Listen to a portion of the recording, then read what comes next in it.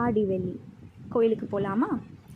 இன்றைக்கி எங்கள் ஏரியாவில் ஷட் டவுன். அதனால் காலையிலேருந்து எந்த வேலையுமே சரியாக செய்ய முடியல. எல்லாமே ப்ரோக்ராஸ்டினேட் பண்ணியாச்சு. ரொம்ப அன்ப்ரொடக்டிவாக போனதுனால மைண்டும் ரொம்ப டல் ஆகிடுச்சு. அதனால் ஈவினிங் கோயிலுக்கு கிளம்பிடும். ஒரு குட்டி ட்ரிப்பு. எங்கள் ஊர் இயற்கை சூழலில் அமைஞ்சிருக்க பாரியூர் கொண்டத்து காளியம்மன் கோயிலுக்கு தான் போனோம். இன்றைக்கி ஆடி வெள்ளிங்கிறனால ஃபுல்லாக கூட்டம். பார்க்கிங் ஸ்லாட்லேருந்து எல்லாமே ஃபுல்லி பேக்ட். என்ட்ரன்ஸ்லேருந்து க்யூவில் நிற்கிற மாதிரி இருந்தது. எங்கள் கூட க்யூவில் நிற்கிறவங்களாம் சொல்லிட்டுருந்தாங்க, இவ்வளோ வருஷத்தில் இன்றைக்கி தான் அப்படி க்யூவில் நின்று நாங்கள் சாமியை பார்க்குறோம் அப்படின்னு.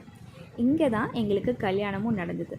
இந்த கோயிலில் இருக்க முக்கியமான சிறப்பு என்னென்னா, இங்கே சுற்றி இருக்க ஊர் மக்கள் எல்லாருமே அவங்க வீட்டில் எந்த ஒரு முக்கியமான டெசிஷன் எடுக்கிறதா இருந்தாலும் அம்மன் கிட்ட வந்து அருள்வாக்கு கேட்டு ஓகே அப்படின்னா மட்டும்தான் செய்வாங்க.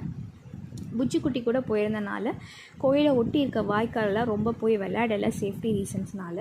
கொஞ்சம் நேரம் அப்படியே உள்ளுக்குள்ளேயே விளையாடிட்டு க்யூவில் வெயிட் பண்ணி போனோம். என்ன தான் ஃப்ரீயாக போய் அம்மனை பார்க்குற மாதிரி இல்லைனாலும் அந்த க்யூவில் வெயிட் பண்ணி பார்க்க முடிஞ்ச 20-30 செகண்ட்ஸுமே அவ்வளோ டிவைனாக மனசுக்கு நிம்மதியாக இருந்தது. கூழ் கொடுத்துட்டு இருந்தாங்க. பட் நாங்கள் லேட்டாக போனனால எங்களுக்கு கிடைக்கல. புஜ்ஜிக்குட்டிக்கு மட்டும் ஒரு 1/2 கப் கிடச்சிது. அப்படியே கோயிலில் கொஞ்சம் நேரம் நல்லா டைம் ஸ்பெண்ட் பண்ணிவிட்டு ரிட்டன் வீட்டுக்கு போய் ஒரு சுண்டல் சாப்பிட்டாச்சு.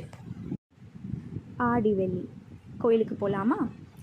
இன்றைக்கி எங்கள் ஏரியாவில் ஷட் டவுன். அதனால் காலையிலேருந்து எந்த வேலையுமே சரியாக செய்ய முடியல. எல்லாமே ப்ரோக்ராஸ்டினேட் பண்ணியாச்சு. ரொம்ப அன்ப்ரொடக்டிவாக போனதுனால மைண்டும் ரொம்ப டல் ஆகிடுச்சு. அதனால் ஈவினிங் கோயிலுக்கு கிளம்பிடும். ஒரு குட்டி ட்ரிப்பு. எங்கள் ஊர் இயற்கை சூழலில் அமைஞ்சிருக்க பாரியூர் கொண்டத்து காளியம்மன் கோயிலுக்கு தான் போனோம்.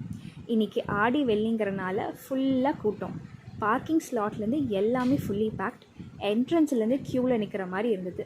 எங்கள் கூட க்யூவில் நிற்கிறவங்களாம் சொல்லிட்டுருந்தாங்க, இவ்வளோ வருஷத்தில் இன்றைக்கி தான் அப்படி க்யூவில் நின்று நாங்கள் சாமியை பார்க்குறோம் அப்படின்னு. இங்கே தான் எங்களுக்கு கல்யாணமும் நடந்தது.